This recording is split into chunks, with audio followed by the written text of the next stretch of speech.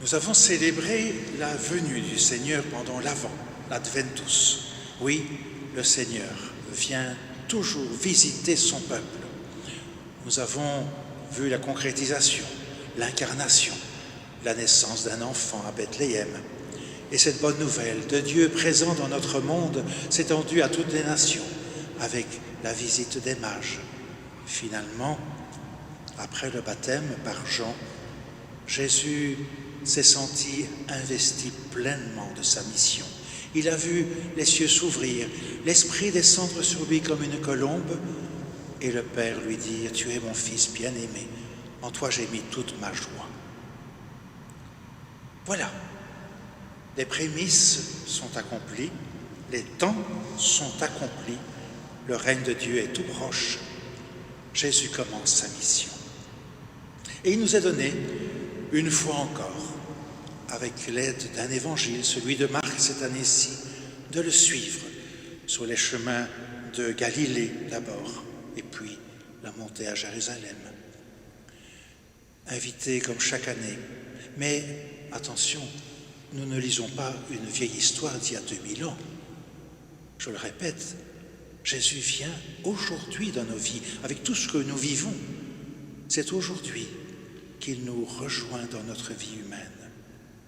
Or, les 3 textes d'aujourd'hui nous mettent dans une situation d'urgence. Saint Paul, je dois vous le dire, le temps est limité, car il passe ce monde tel que nous le voyons. Jonas n'a pas le temps de parcourir un jour cette grande ville païenne de Ninive, qu'il faut pourtant 3 jours pour la traverser, que déjà, aussitôt, les gens de Ninive crurent en Dieu. Jésus appelle Simon et André, venez à ma suite. Aussitôt, laissant leur filet, ils le suivirent. Et Jésus aussi, voyant Jacques et son frère Jean, aussitôt, Jésus les appela. Et si vous lisez rien que le premier chapitre de Saint Marc, vous verrez que ce petit mot « aussitôt » vient 11 fois. Dès le début, Jésus vient à nous dans une certaine urgence. Vous savez, il ne faudra pas attendre le mercredi des cendres pour s'entendre dire « convertissez-vous et croyez à l'Évangile ». On l'a entendu aujourd'hui dans la bouche de Jésus. Se convertir, changer son horizon, voir les choses autrement. C'est un petit peu ce que saint Paul veut nous faire comprendre, non pas qu'il ne faille pas se marier, faire des achats, vivre dans notre monde. Non, simplement tout ce qu'il énumère, il ne faut pas en faire un absolu, un idole. Le seul Dieu, c'est Dieu, et son Fils Jésus est l'Esprit. Rien de ce que nous vivons, aussi important soit-il, ne doit être absolutisé. D'une certaine façon, nous sommes appelés à l'humilité. On entend bien ces temps-ci, les psychologues disent combien cette pandémie nous travaille. Ça, c'est plus fort que nous. On n'est pas maître de nos sentiments avec tout ce qui se passe. C'est ça aussi l'humilité. C'est d'affronter tout ce que nous vivons sans trop pouvoir maîtriser les choses et en se confiant, en croyant à l'Évangile, à la bonne nouvelle, à ce Dieu qui sans cesse nous relève. Regardez Dieu dans cette première lecture. Même lui change d'avis. Il avait envoyé Jonas à Ninive, proclamé encore 40 jours et Ninive sera détruite. Mais en voyant que du plus grand au plus petit, tous se mettent à croire en lui, voyant comment ils se détournaient de leur conduite mauvaise, Dieu renonça au châtiment dont il les avait menacés. Même Dieu peut changer, parce qu'il attend de nous la conversion et la foi. Jésus le dira, il y a plus de joie dans le ciel pour un seul pécheur qui se convertit, plus que 99 justes qui n'ont pas besoin de conversion.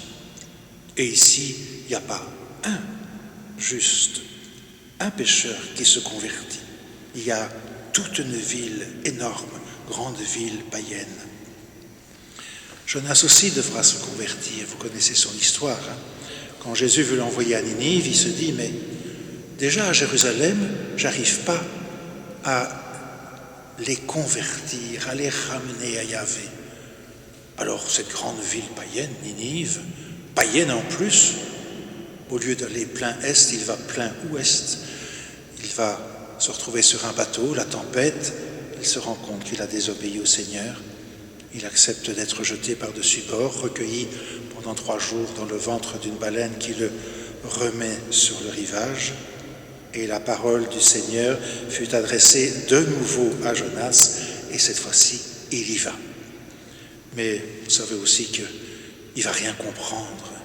Il va être même boudeur par rapport à cette conversion de Ninive, de ces païens. C'est un proche de Dieu, c'est un prophète. Il a le droit de râler un peu sur Dieu. Et Dieu revient à lui. Le ricin sous lequel tu avais pris de l'ombre, le voilà sec. Mais qu'est-ce que c'est par rapport à toute cette ville qui s'est convertie? Conversion, changement d'attitude, ne pas absolutiser tout ce qu'on vit, ne pas en faire des idoles, s'ouvrir à l'Évangile, à l'appel du Seigneur, comme pour Simon et André, comme pour Jacques et Jean. Je vous ferai devenir pêcheurs d'hommes. Lorsque le Seigneur appelle, c'est un peu comme quand le Père a appelé son Fils au sortir du baptême. Tu es mon Fils, en toi j'ai mis toute ma joie. Un envoi, une mission. Ils reçoivent une mission. Lorsque le Seigneur appelle, il nous donne à chacune, notre mission ou nos missions. Alors voilà, nous avons toute cette année pour cheminer avec le Seigneur. Avec le psaume, ne cessons pas de lui demander de nous enseigner ses chemins. Seigneur, enseigne-moi tes chemins. Fais-moi connaître ta route. Dirige-moi par ta vérité. Enseigne-moi, car tu es le Dieu qui me sauve.